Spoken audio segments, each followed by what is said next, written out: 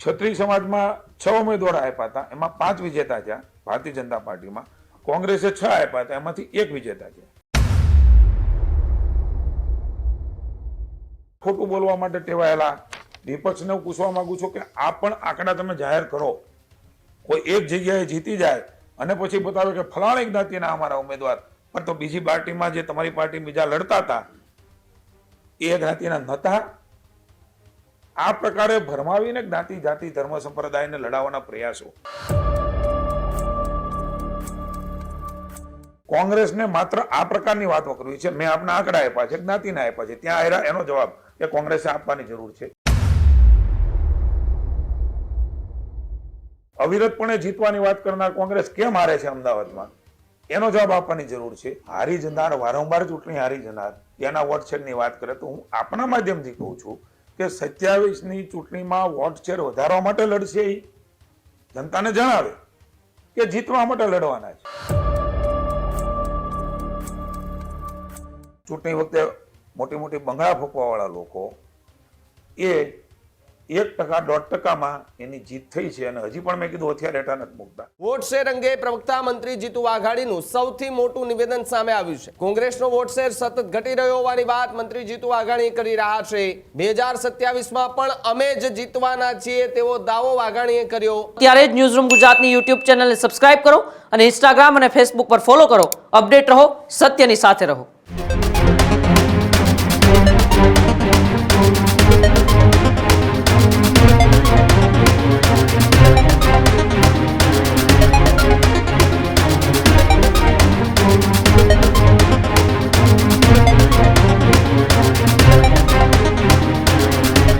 સ્થાનિક સ્વરાજ્યની ચૂંટણીના પરિણામોમાં ભારતીય જનતા પાર્ટી છે તેમનો વોટ શેર વધ્યો છે અને આમની વાત પણ વડાપ્રધાન નરેન્દ્ર મોદી કે જેઓ મંચ પર યુપીથી કરતા જોવા મળ્યા હતા. પરંતુ હવે જો વાત ગુજરાતની આવે તો ત્યાં મંત્રી જીતુ વાઘાણી છે તેમણે પણ પોતાના વોટ શેર અંગે વાત કરી છે. સ્થાનિક સ્વરાજ્યની ચૂંટણીમાં ભારતીય જનતા પાર્ટીનો વોટ શેર વધ્યો છે. વોટ શેર અંગે પ્રવક્તા મંત્રી જીતુ વાઘાણીનું સૌથી મોટું નિવેદન સામે આવ્યું છે. ભાજપનો વોટ શેર સતત વધી રહ્યો છે તેવી વાત મંત્રી જીતુ વાઘાણીએ કરી. અગાઉની ચૂંટણીઓ કરતા વધુ મતો ભારતીય જનતા પાર્ટીને મળ્યા હોય તે પ્રકારની વાત કરી છે. કોંગ્રેસનો વોટ શેર સતત ઘટી રહ્યો હોવાની વાત મંત્રી જીતુ વાઘાણી કરી રહ્યા છે. વિધાનસભા ચૂંટણીને લઈને જીતુ વાઘાણીનો સૌથી મોટો દાવો પણ જોવા મળ્યો છે.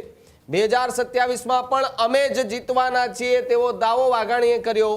2027 માટે સ્થાનિક સ્વરાજ્યની ચૂંટણીમાં પાયો નખાયો હોવાનો દાવો કરાયો છે. જ્યારે કોંગ્રેસનો 2027માં પણ એ પન્નો જે છે તે ટૂંકો પડવા જઈ રહ્યો છે તે પ્રકારનો દાવો કરતા જે પ્રવક્તા મંત્રી છે જીતુ વાઘાણી તેઓએ આ વાત કરી છે. એટલે કે સ્થાનિક સ્વરાજ્યની ચૂંટણી, મેં પહેલા કહ્યું કે સ્થાનિક સ્વરાજ્યની ચૂંટણી એ ભારતીય જનતા પાર્ટી માટે કદાચ ટેસ્ટ મેચ હોઈ શકે અને એમનું ફાઇનલ મેચ 2027ની વિધાનસભાની ચૂંટણી જે છે તે માની રહ્યા હોય તેવું પણ કહી શકાય છે. ત્યારે ભાજપ, કોંગ્રેસ અને આપ એમ ત્રિપાંખ્યો જંગ જે છે તે પણ જોવા મળી શકે એમ છે. ત્યારે વિધાનસભાની ચૂંટણી અંગે હવે જે છે તે ભારતીય જનતા પાર્ટીએ તૈયારીઓ તો દર્શાવી દીધી હોય તેવું લાગી રહ્યું છે. કારણ કે જે પ્રમાણે નેતાઓના નિવેદનો આવી રહ્યા છે એને જોતા એવું જ લાગી રહ્યું છે કે ભારતીય જનતા પાર્ટી અત્યારથી જ 2027ની રણનીતિ નક્કી કરવાનું શરૂ કરી દીધું છે. જી હા, કોંગ્રેસની વાત કરવામાં આવી છે કે 2027માં પણ એમનો પન્નો એ ટૂંકો પડવાનો છે. કારણ કે સ્થાનિક સ્વરાજ્યની ચૂંટણીમાં આપ અને અન્ય બીજા પક્ષો છે તેઓની સારી એવી સીટો આવી છે, પરંતુ કોંગ્રેસ જે છે તેમણે આટલી મહેનત કરી છતાં પણ ક્યાંક પાછળ રહેતી દેખાઈ હતી. અને હવે ભારતીય જનતા પાર્ટી એ વિધાનસભાની ચૂંટણી માટેની તૈયારીઓ દર્શાવતા પણ જોવા મળી રહ્યા છે. કારણ કે મંત્રી જીતુ વાઘાણી છે તેમણે 2027ની ચૂંટણી જીતવાનું એલાન પણ કરી દીધું છે. રાજ્યની જનતાએ મૂકેલો ભરોસો એ અમારા માટે જવાબદારી છે. વિનમ્રતાથી આ વિજયને, જનતાનો વિજય એ રાજ્યની સરકારને ભારતીય જનતા પાર્ટી માને છે. જનતાએ મૂકેલો વિશ્વાસ એમની આકાંક્ષાઓ અને અપેક્ષાઓમાં એ સતત ગુજરાતને મળે છે ત્યારે એમનો પણ વિશેષ આભાર માન્યો છે. મંત્રીમંડળમાં માનનીય મુખ્યમંત્રીશ્રીએ ખાસ કરીને 2047નો લક્ષ્યાંક હાંસલ કરવા માટેનો એક મક્કમ નિર્ધાર છે. મંત્રીશ્રીએ વહીવટી તંત્રને સૂચનાઓ આપી છે. ક્રમમાં એ સત્તાધારી પક્ષને આવતી હોય છે. આવા કામો એકત્રિત કરીને એને જુજાત ક્યારેક કોઈ ઇસ્યુઝ બેઝ ઉપર એ ચૂંટણીઓ કદાચ પરાજિત થયા હશું, પણ 95 થી અવિરતપણે, દાખલા કે ભાવનગર મહાનગરપાલિકા 7મી વાર કન્ટિન્યુ જનતા જનાર્દન વિશ્વાસ મૂકી 17.41% થાય છે અને 5.10 પહેલા 3 રૂપિયા હતા, હવે ફ્રીમાં આપે છે, તો ટ્રાન્સપોર્ટેશનનો જ ખર્ચ હોઈ શકે. ટીપી સ્કીમ 40%, એ રાજ્ય સરકાર વેચી દે. આપ સૌ પત્રકાર મિત્રો છો. આ પ્રકારે ભ્રામક પ્રચાર, જૂઠાણાઓ, મને એવું લાગે છે કે કાં તો એમને ખબર પડતી નથી, કાં તો જૂઠાણા ફેલાવે છે. જો વહીવટમાં ખબર પડતી હોય તો ક્યારે કોઈ ટીપી સ્કીમની જગ્યા એ ડેવલપમેન્ટ સિવાય વેચી શકાય ખરી? માધ્યમથી કહું છું કે તમે 27ના પરફોર્મન્સ બતાવવા માટે લડો છો એની જાહેરાત કરજો, જીતવા માટે નથી લડતા. સમાજમાં જાઓ છો કારણ કે જનતા જનાર્દનને મોદી સાહેબ ઉપર ભરોસો છે, વિશ્વાસ છે. એક એવું અડીખમ નેતૃત્વ એ દેશને મળ્યું છે, સમગ્ર દેશના રાજ્યોને માર્ગદર્શિત કરે છે. ત્યારે હું બંને પક્ષોને કહું છું, 27 પછી પાછું ટૂંકું ઓપન નો પીડે એવું ન કહેતા.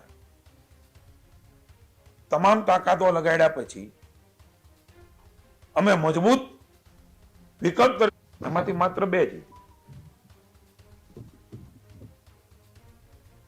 ક્ષત્રિય સમાજમાં 6 ઉમેદવારો આપ્યા હતા, એમાં 5 વિજેતા થયા ભારતીય જનતા પાર્ટીમાં. કોંગ્રેસે 6 આપ્યા હતા, એમાંથી 1 વિજેતા થયા. દલિત સમાજમાંથી 5 ભારતીય જનતા પાર્ટી આપ્યા હતા, એમાંથી 3 વિજેતા થયા. ખોટું બોલવા માટે ટેવાયેલા વિપક્ષને હું પૂછવા માંગુ છું કે આ પણ આંકડા તમે જાહેર કરો. કોઈ એક જગ્યાએ જીતી જાય અને પછી બતાવે કે ફલાણી જ્ઞાતિના અમારા ઉમેદવાર, પણ તો બીજી પાર્ટીમાં જે તમારી પાર્ટી બીજા લડતા હતા એ જ્ઞાતિના નહોતા. આ પ્રકારે ભરમાવીને જ્ઞાતિ, જાતિ, ધર્મ, સંપ્રદાયને લડાવવાના પ્રયાસો એ પણ આ ચૂંટણીમાં કરીને જે કાંઈ બાબત હશે તે જોઈશું. પણ કોંગ્રેસને માત્ર આ પ્રકારની વાતો કરવી છે. મેં આપના આંકડા આપ્યા છે, જ્ઞાતિના આપ્યા છે, ત્યાં આવ્યા એનો જવાબ એ કોંગ્રેસે આપવાની જરૂર છે. ખાડિયા સિવાય કેમ આવ્યા એનો જવાબ કોંગ્રેસે આપવાની જરૂર છે. અવિરતપણે જીતવાની વાત કરનાર કોંગ્રેસ કેમ હારે છે અમદાવાદમાં એનો જવાબ આપવાની જરૂર છે. જ્યાં એમના મતદાર અમે બતાવીએ છીએ હારી જનાર, વારંવાર ચૂંટણી હારી જનાર, એના વોટ શેરની વાત કરે તો હું આપણા માધ્યમથી કહું છું કે 27ની ચૂંટણીમાં વોટ શેર વધારવા માટે લડશે. એ જનતાને જણાવે કે જીતવા માટે લડવાના છે. વોટ શેર વધારવા માટે લડે એનો અર્થ એવો થાય કે ભારતીય જનતા પાર્ટી જીતી ગઈ છે, એ એવું અત્યારથી સ્વીકારે છે. આવું મેં ક્યારે પહેલા સાંભળ્યું નથી. 90% ની જીત એટલે કે ટકાવારીની અંદર જીતેલા લોકો ચૂંટણી વખતે મોટી મોટી બંગલા ફૂંકવા વાળા લોકો એ 1%, 1.5%માં એની જીત થઈ છે. અને હજી પણ મેં કીધું હથિયાર હેઠા નથી મૂકતા. એ ક્યાંક આપણી પાસે વાત કરશે, સમાજમાં વાત કરશે. એટલે મેં પુનઃ આપની પાસે એક મુદ્દો મૂક્યો છે અને પુનઃ દોહરાવું છું. હજુ સુધી તમે અમારી ચેનલને સબસ્ક્રાઇબ નથી કરી તો અત્યારે જ ન્યૂઝરૂમ ગુજરાતને સબસ્ક્રાઇબ કરો, ફેસબુક અને ઇન્સ્ટાગ્રામ પર ફોલો કરો.